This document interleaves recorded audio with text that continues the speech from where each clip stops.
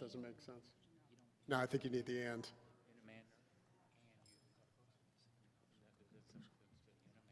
In a manner as determined by the SREC and using a media format as determined by the SREC.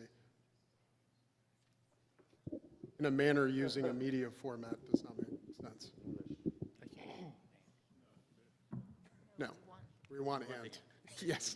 Mr. Chairman, Robert Garay, SD6, point of information. Yes. Is there anything in the general rules today that explicitly states that the SREC cannot endorse a primary candidate? Is there anything specific?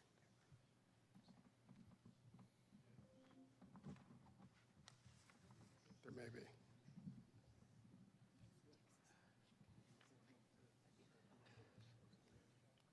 Is there anything in the current rules that prohibits the SREC from endorsing a candidate?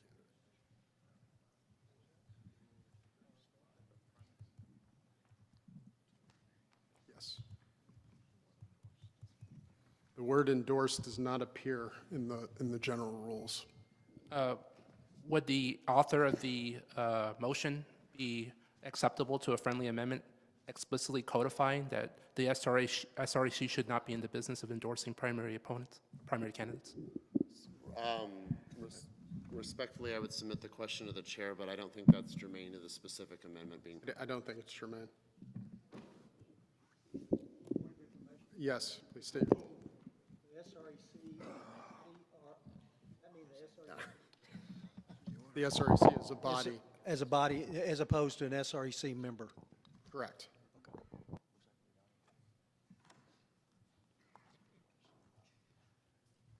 Any other argument for or against? Seeing none, we'll move to a vote. All in favor of the amendment, please say aye. Aye. Aye. All opposed? No. The ayes have it. The motion passes. Next motion, Matt. No, and you have one too, right? Yes. Let me do Matt's, and then I know what yours is going to be. Yeah, thank you, Mr. Chairman. Do we have it up? Yeah, the second one. It's a new section at the end of the rule.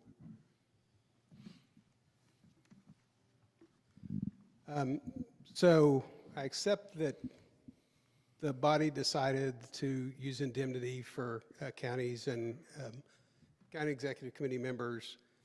But as I thought about it, what we're asking the party to do is to stand shoulder to shoulder with the county party and the executive committee members. So I think it's right for the county parties to also stand shoulder to shoulder with RPT.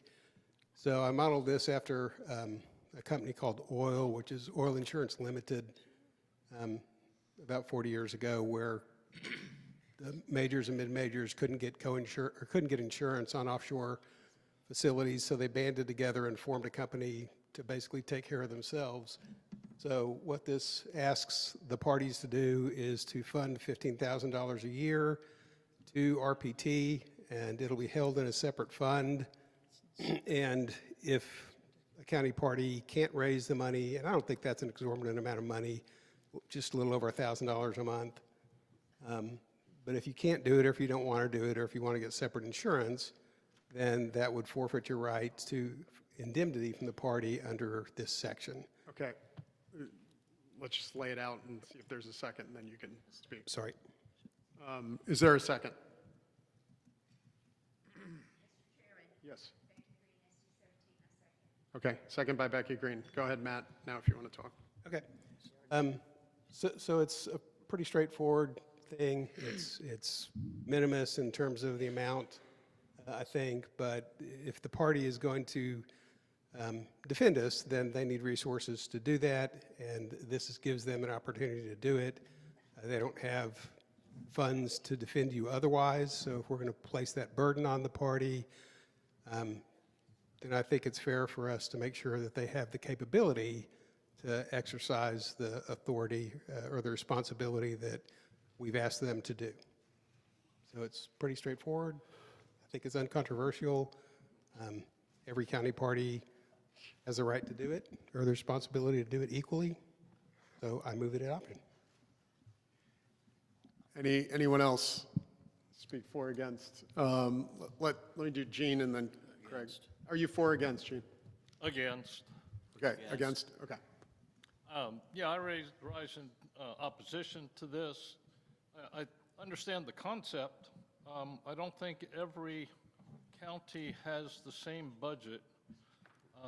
Maybe if that were revised to address some value per population, it might be more palatable. Okay, Craig? Craig Liccardi, SD1.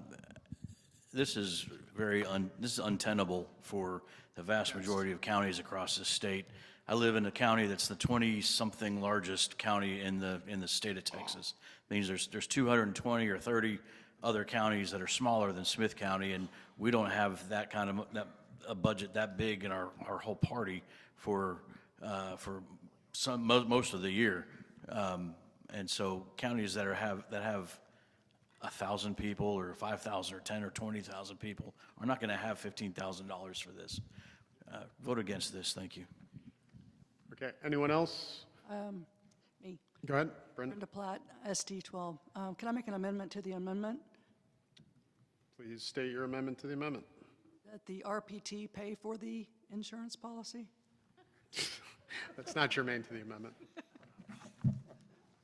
It's not dealing with insurance. It's not insurance. Anyone else for or against? Seeing none, we'll move to a vote. All in favor, please say aye. Aye. All opposed? No. The nays have it, the motion fails. Okay. Craig? Craig Liccardi, SD1. Mr. Chairman, I rise to make a motion to pull Daniel Hunt's substitutionary motion, amendment to Rule 44 off the table. And bring it back up. I'll second that. Brenda Platt, SD 12, seconds it. There's been a motion and a second. Hold on one second.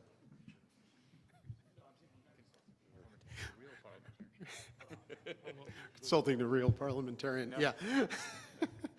The motion to take from the table is not debatable. This is, just so everyone knows what we're voting on, this is a motion to take the Dan Hunt amendment, if you remember before, that was tabled, off of the table. If a yes vote is to take it off the table, in which case we'll resume consideration of the amendment. A no vote is to leave the amendment on the table. All in favor of taking the motion from the table, please say aye. Aye. Aye. All opposed? No. The noes have it, the motion fails. Okay, we'll do a standing vote. All in favor? Please stand. One, two, three, four.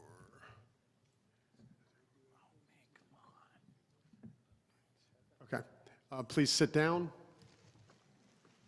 All against? Here for 3 more days.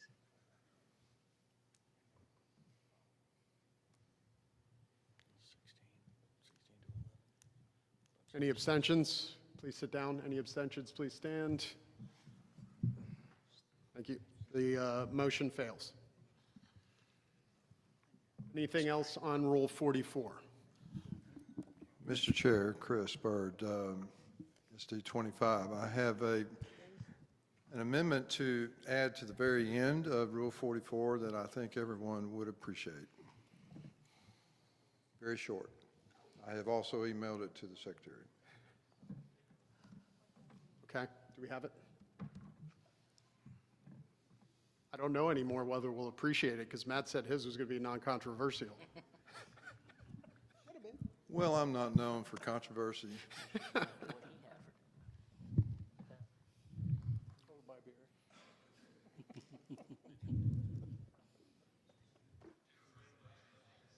here.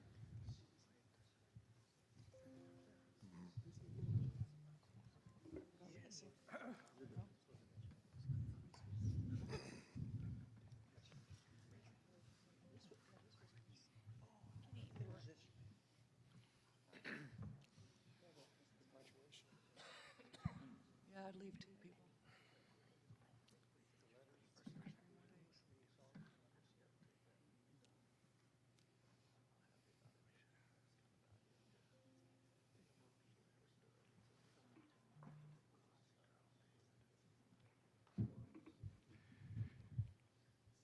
Okay, is there a second? Who was that?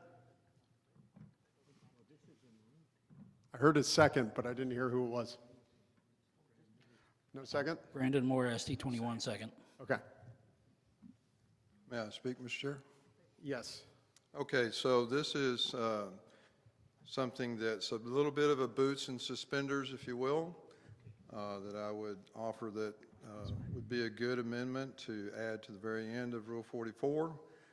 And it is simply laying out that the party is recognizing that anyone that's going to vote under Rule 44 is doing so to have been an expression of their right to be heard, First Amendment rights, freedom of speech, as well as freedom of association. The reason for this is that, again, we have had some discussions about threatened lawsuits and so forth just by somebody making such a vote. And in my view, which I've dealt with this all the way to the Supreme Court and back, anybody that gets sued in doing this, first thing I would do would be to file a Texas anti-SLAPP response. So Texas has got a very strong anti-SLAPP statute. I think at the time it's the strongest in 34 states. And this is just simply a recognition, as a little bit of a prophylactic measure, if you will, for anyone that might threaten any member in any way from a litigation perspective for exercising the vote. Thank you, Chris. Is there anyone else who wants to speak on this? Gene? Yeah, as authorized, Or against? benign. Wait, what was that? Kind of in favor. Did you just say benign? I did. Is that a thing? Not exactly. You need a for or against, or you're making a motion? A friendly amendment to change as authorized to in compliance with. There are no votes authorized by the rule. Chris?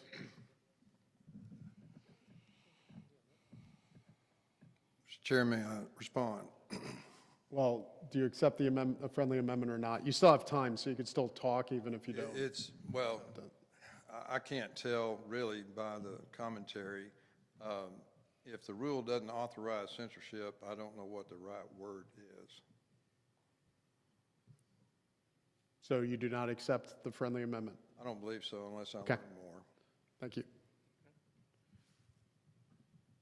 Anyone else for or against?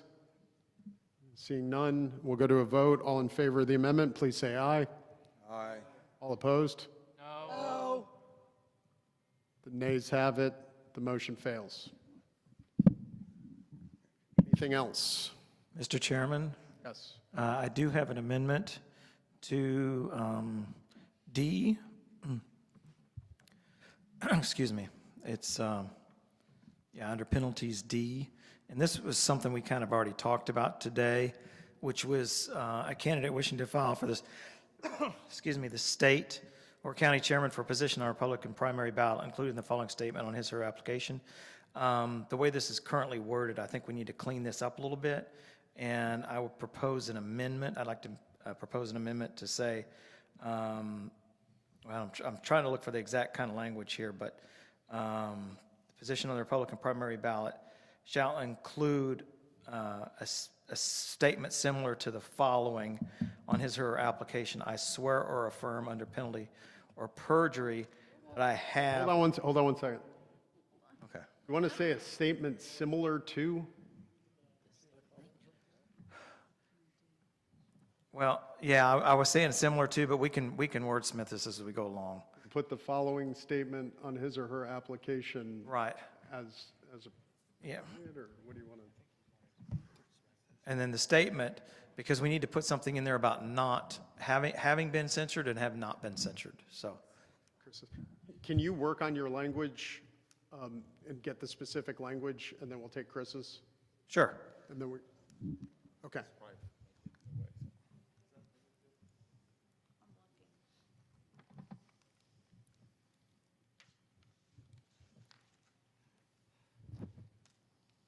So I think you guys might be taking up the same issue.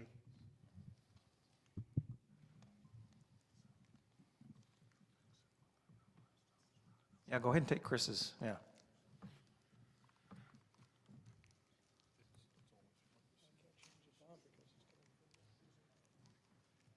Or it might not take care of it, I don't know, depending on how it goes. Okay. Mr. Chairman, may I state my motion? You could state, yeah, well, the motion's up on the screen. We'll get a second, then you can talk in favor of your motion. Is there a I meant more, second? can I make my motion? Because I actually haven't moved anything. You can make the motion. Mr. Chairman, I move to amend Rule 44, Section D by striking and replacing with the language that's on the screen. And thank you. Is there a second? I'll second that, Mr. Chairman. Okay, second by Andy. Do you want to speak in favor? Yes. I spoke with General Counsel. The concern on the way that Rule 44D is currently languaged or written is that it basically, you have to affirm that you have not been censured, which if you were talking about penalty 3, makes sense. We have denied that person ballot access. But if we do penalty 1 or 2, which has still been a lower penalty, by being unable to say that I have not been censured, you are essentially applying the higher penalty and preventing this person from having ballot access.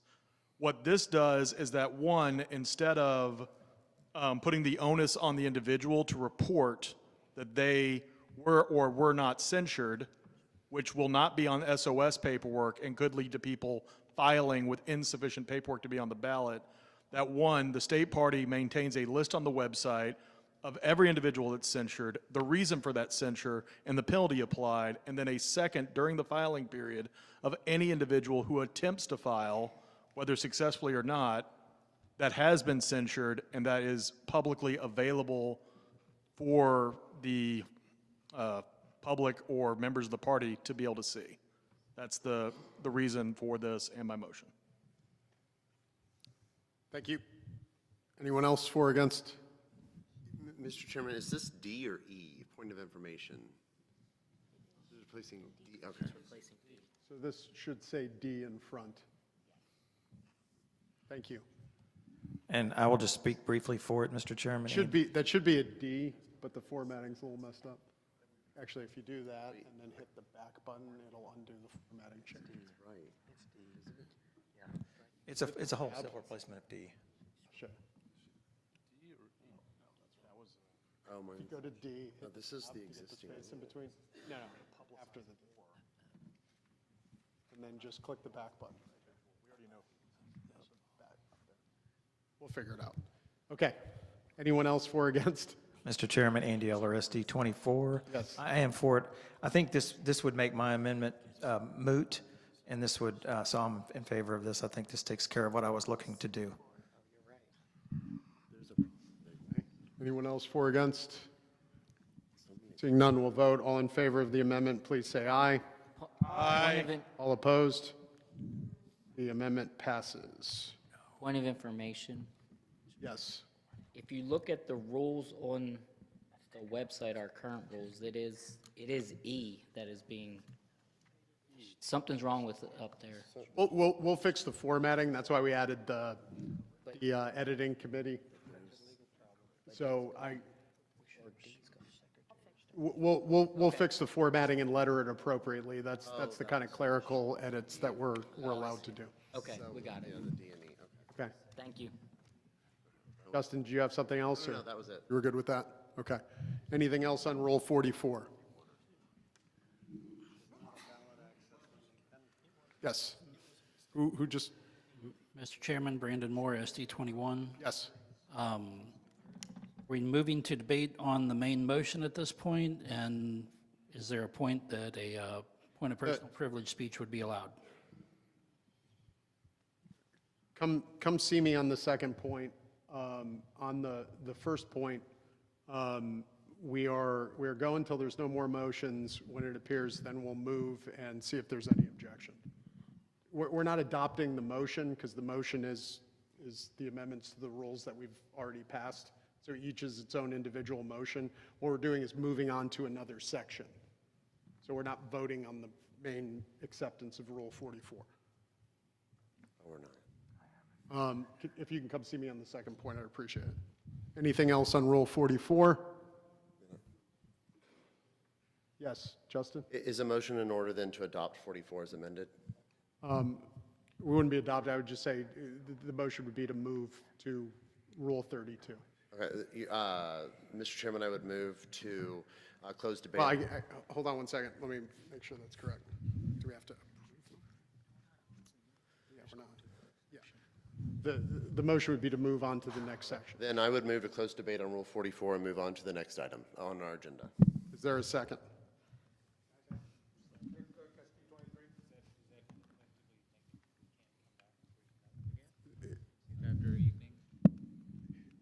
We could open by a majority.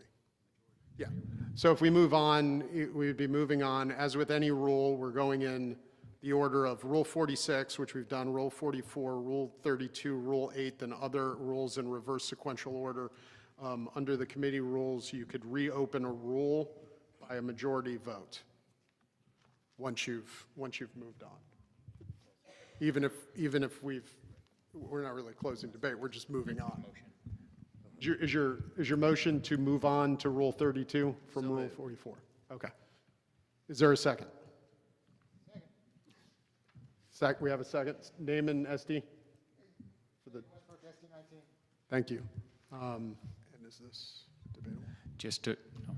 Just to restate, we are just moving on. We're not closing debate on 44. We are just moving on. Yes, sir.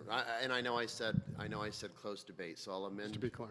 Okay. The actual motion is to move on to Rule 32. All in favor of moving on to Rule 32, please say aye.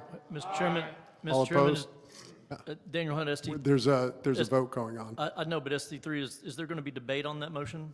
No, there's no debate on the motion. Okay. All opposed? Yeah. The ayes have it. The motion passes. We're on to Rule 32. Do you have any been submitted for 32? The Secretary doesn't have any rules that have been submitted for 32. Mr. Chairman, Brandon Moore, SD 21. Yes. I believe I just emailed one to the Secretary for Rule 32. My apologies. We're going to check the timestamp. Not received. Downloading message. Downloading one of one. We don't have it. Do you have it written up? Sorry, say what? Do you have it written? Yes, sir, I did put it in writing. I sent a markup version and a clean copy. She didn't get it. She didn't get it? Okay, I can put it on a thumb drive and bring it. Just if you could email her again. When did he email? When did you email? My timestamp shows 8:51. Okay. I haven't gotten it.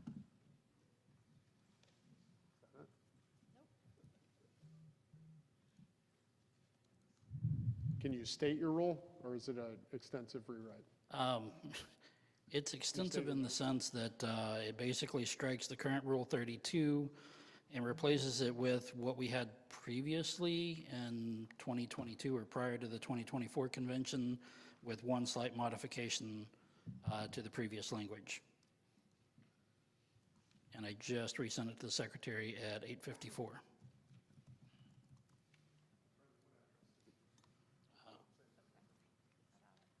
I got it. You got it?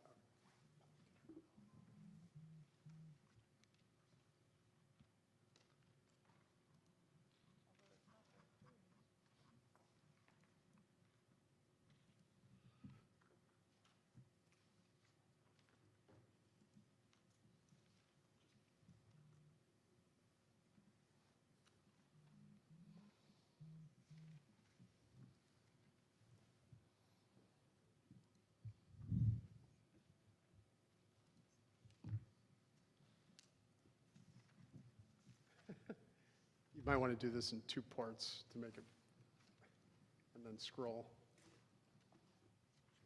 There we go. Okay, we're gonna go through so you guys can read this.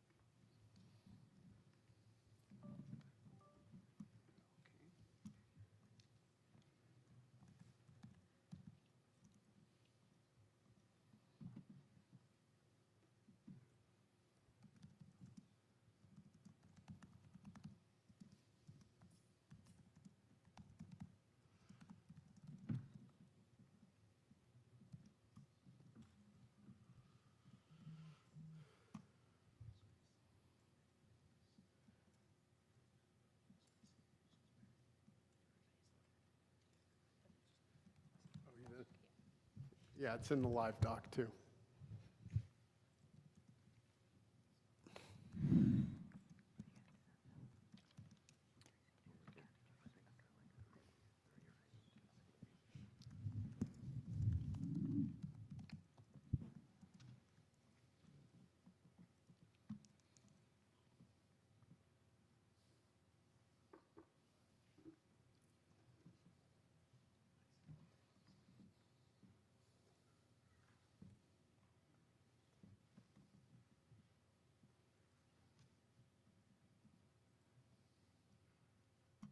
Okay, is there a second?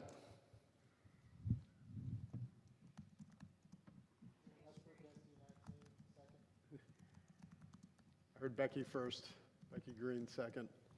Brandon, do you want to speak on your motion?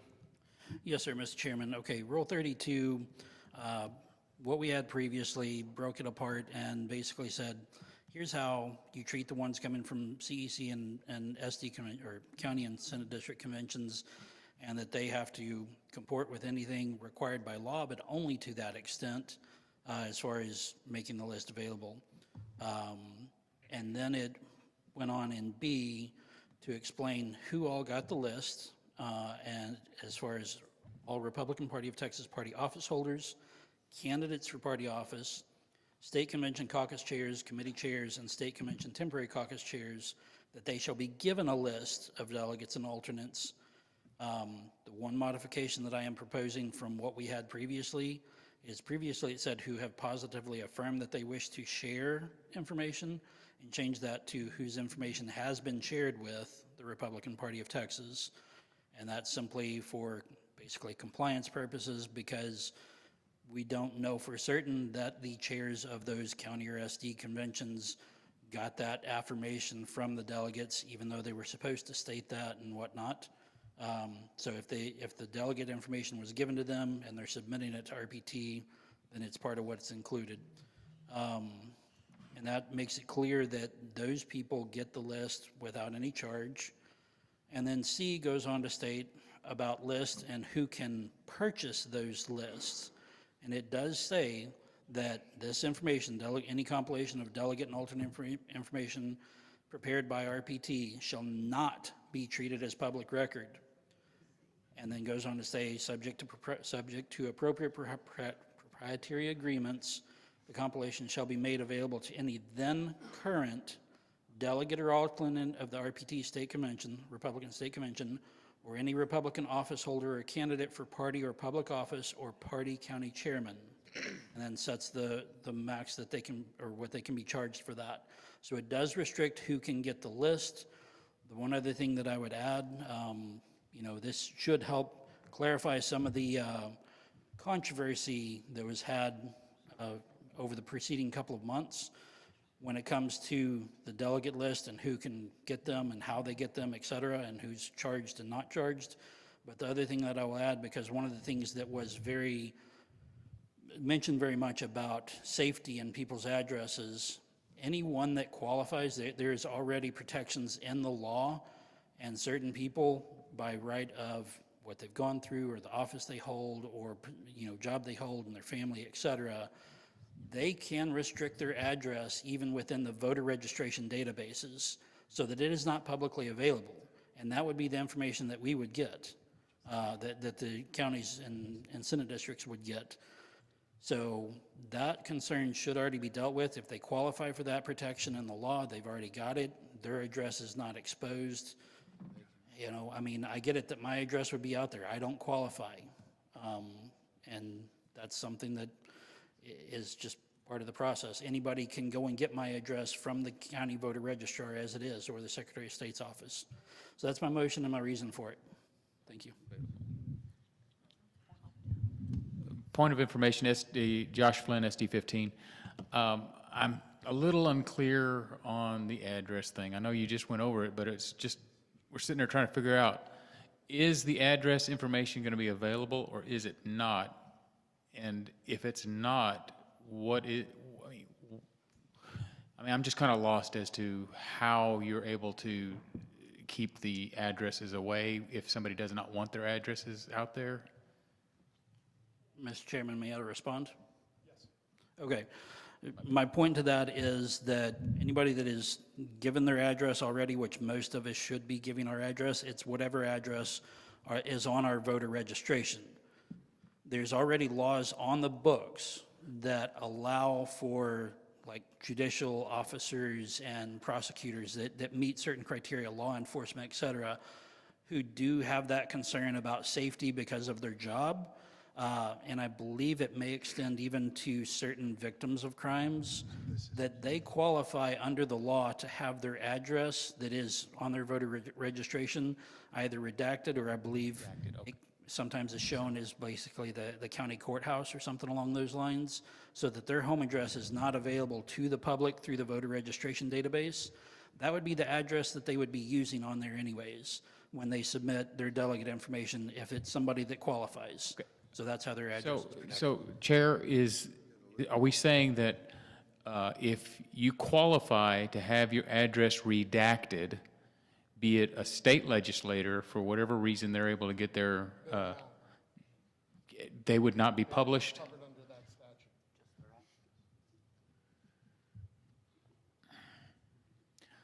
So there is a statute out there that states we can redact certain people's addresses, not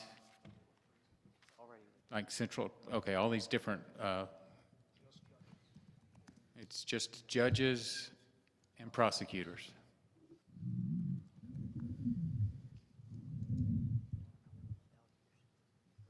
Anyone else? Point of information on that. Yes.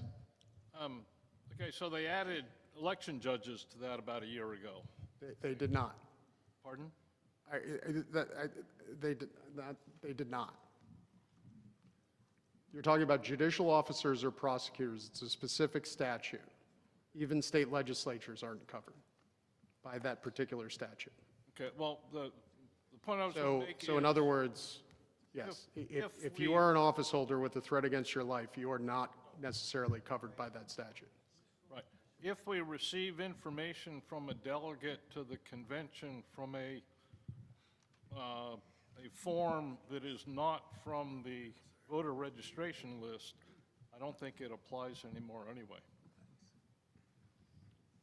I don't Redaction. understand. Okay. Anyone else speaking for or against? No? Okay, we'll go to vote.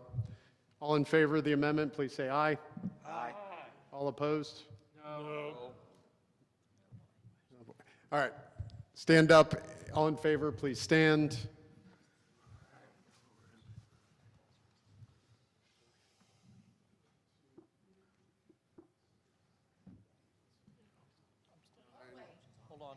Hold on. Sorry. Hold on. What are you guys doing to me? Sorry. Okay. 1, 2, 3. We had another couple more stood up. 13. We had more stood up. You have to recount. Okay, I'm lost now. You have to recount.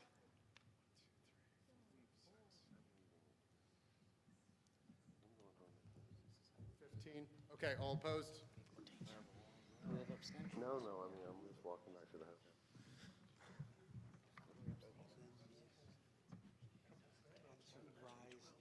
I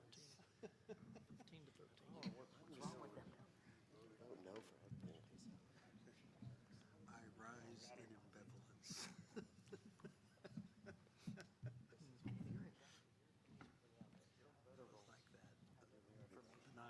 The ayes have it, the motion passes. There you go. Any other motions on Rule 32? Mr.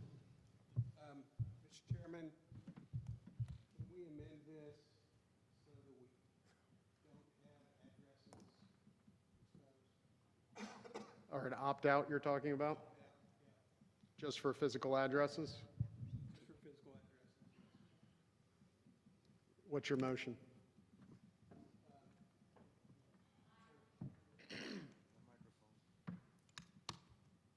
Yeah, just back at the end and just delegates and alternates.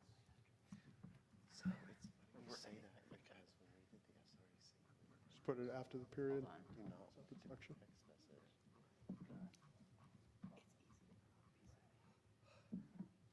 Delegates and alternates may opt out of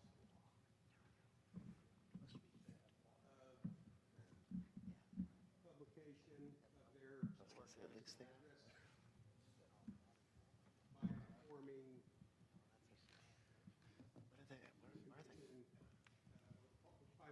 informing the party.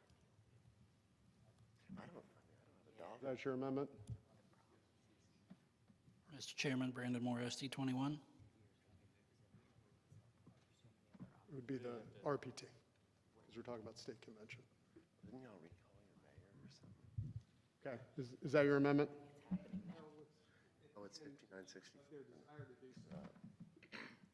Or, that's, yeah, okay, of their desire to do so. Is there a second? Brandon Moore, SD 21, or actually, Mr. Chairman, I was going to just accept it as a friendly amendment. Let's just write, because we already passed the amendment, but we'll note Brendan is the second. We could probably run through it quick with voting. Anyone want to speak for or against?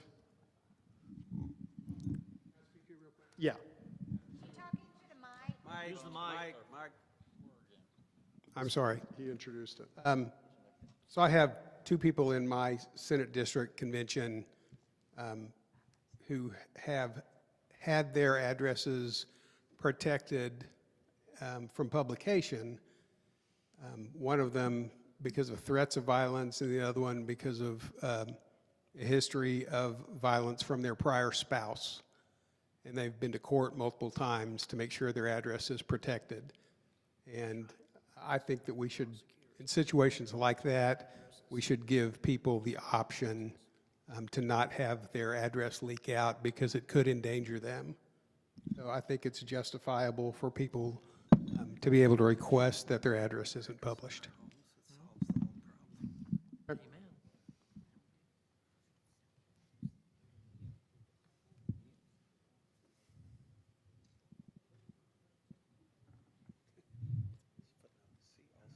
So I have a point of information, Mr. Chair. Yes. Please state your And point. Biggins SD 28. So I'm really trying to understand the issue here where you take data off of the voter registration database. No.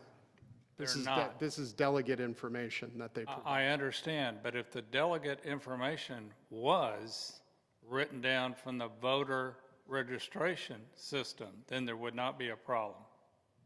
No. It's delegate information provided, and it's information. I understand. If the delegate provides information that is different than what's on the voter registration card, then there is a problem. Well, the Right. delegate would generally, Chair's not advised. Yeah, So just to give you an example, this lady that I'm talking about who's been sexually assaulted,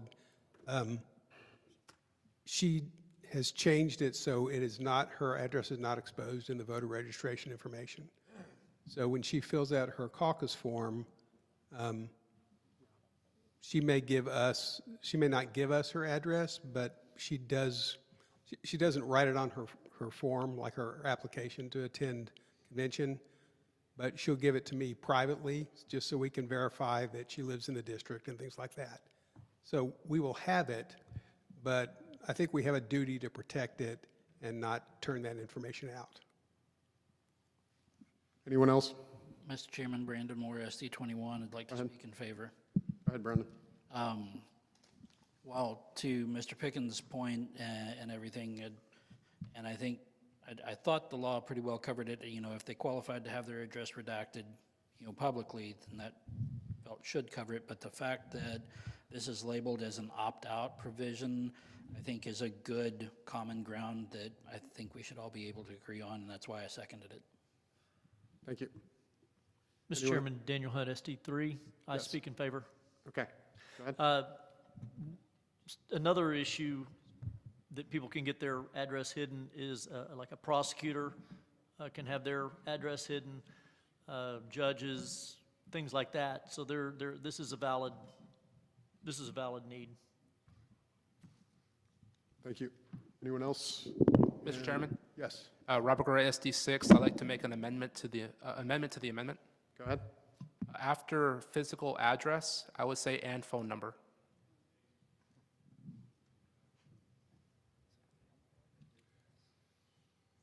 Is there a second? Is it a friendly amendment or not? I don't know if it's, I mean, I think he's just proposing it as an amendment. Is there a second? Motion fails for lack of a second. Back to the original motion. Any more for or against? All right, we'll vote on the motion. All in favor, please say aye. Aye. All opposed? no. The ayes have it. The motion passes. Anything else on Rule 32?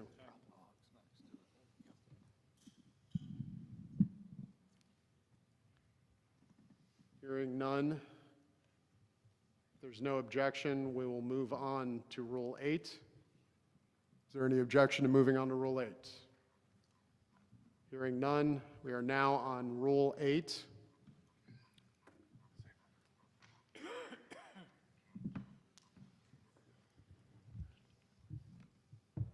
We're way ahead right now, so before we go on to Rule 8, we will stand at ease and reconvene at 8:30 tomorrow morning. Thank you, everybody. I appreciate it. Chairman? And we will see you at 8:30 tomorrow. Wait a second. Before you leave, Brendan Moore has a very short personal privilege statement to make. Yes, Go sir. ahead, Thank you, Brendan. Mr. Chairman. We just wanted to tell everybody and thank everybody for the work on Rule 44. I wanted to say that I abstained on all votes on Rule 44, not because I didn't have an opinion on it, but because Rule 8L prohibited me from voting on it, because I work in the legislature, so more than 10% of my annual income comes from the legislature, and that rule would prohibit it, as cited in, it cites the statute reference to refer to that 10% threshold. So I appreciate everybody's work, and the reason I abstained was because I was prohibited by the rules. Thank you. Okay, we're at ease. We will see you all at 8:30 tomorrow morning. Thank you.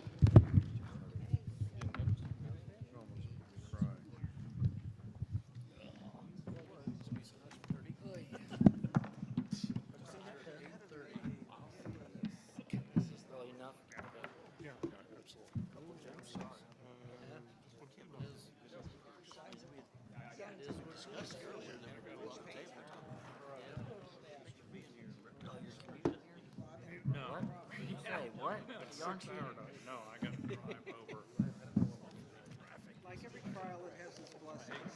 There you go. I'm sorry. What's that? No, you're good.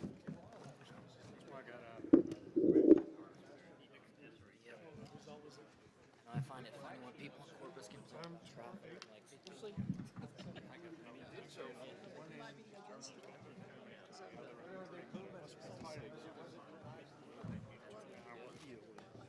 Donna's out of Corsicana area. She actually lives in the street. Yeah. Yeah. Yep. And we added four. She's good. Donna will be good. She's actually set in, I think. Didn't she, didn't she, I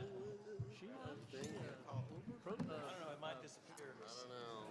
I'll be. Well, if it does, it ends up Proxy, proxy for, That thing is so was old. it you once, yeah. Proxy for you at least once. Yeah. Second video of family. It's like, what was that, Daddy? Like, what I've been doing all day. All you gotta do is click the 10-second box. Well, that's true too. You probably could get away with it. Yes.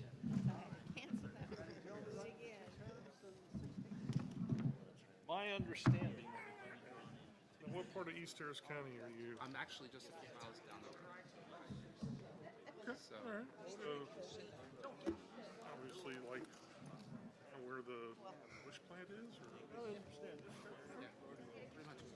Yeah, that's, Pass by people like, it's in Navarro County. Oh, I'm sure. If you think today was a until tomorrow. The south end of Navarro otherwise I'd County. be like in S. Disconnect all my wires. So, you're in precinct 2?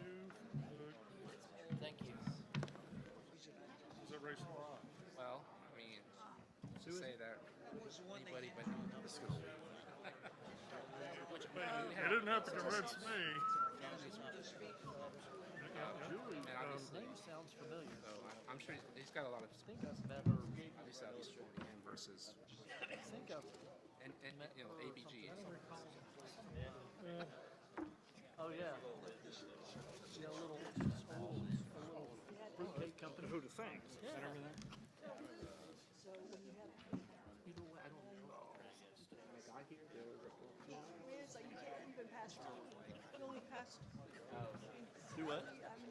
Is that yours? Awesome, thank you. That was very helpful. I've had that. Oh, yeah. It's in our. Oh, I'm not happy, but I've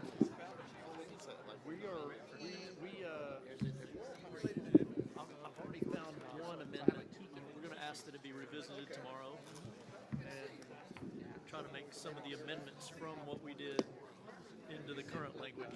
Yeah. Is it? It's still there. It's still there to talk about.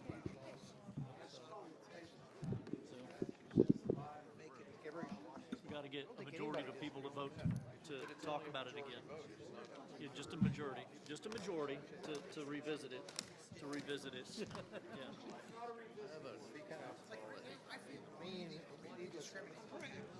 Is it on the table or is it?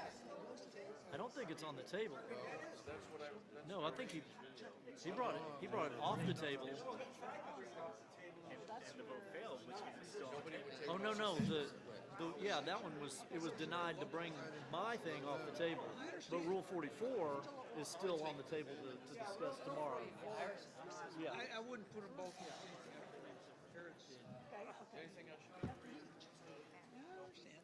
That's what someone told me. Just read the rules.